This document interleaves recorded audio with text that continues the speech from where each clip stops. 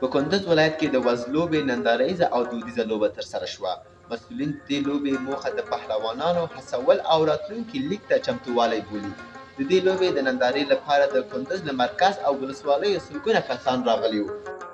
په کندز کې د وز لوبو ننداریزه سیالۍ، شور او ولولې. په کندز ولایت کې د وز لوبې فدراسیون مسؤلین وایي دغه په زړه پورې لوبه یې د پهلوانانو د هڅونې او د افغانستان د بزکشۍ په غوره لیګ کې د کندوزي لوبغاړو د ځلیدو او چمتو کېدو په موخه جوړه کړې ده. لیګ د آمادګۍ لپاره تقریبا موږ 15 د قوس کابل کې لیګ لرو.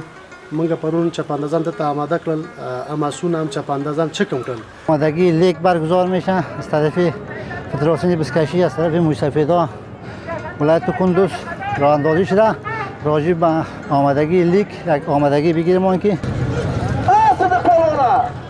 دې سره د کندوز له مرکزي او اړوندو ولسوالیو لرو پرتو سیمو څخه د دغې لوبې د نندارې لپاره راغلي نندارچیان وایي چې لوبه له خونده ډکه ده او له مسؤلینو غواړي چې د وز لوبې د جوړېدو لپاره د نورې هڅې هم وکړي. در ولایت کندوز یک بزکشی بسیار خوب برای انداخته شده و این بزکشی یکی از ورزش‌های عنعنوی ماست.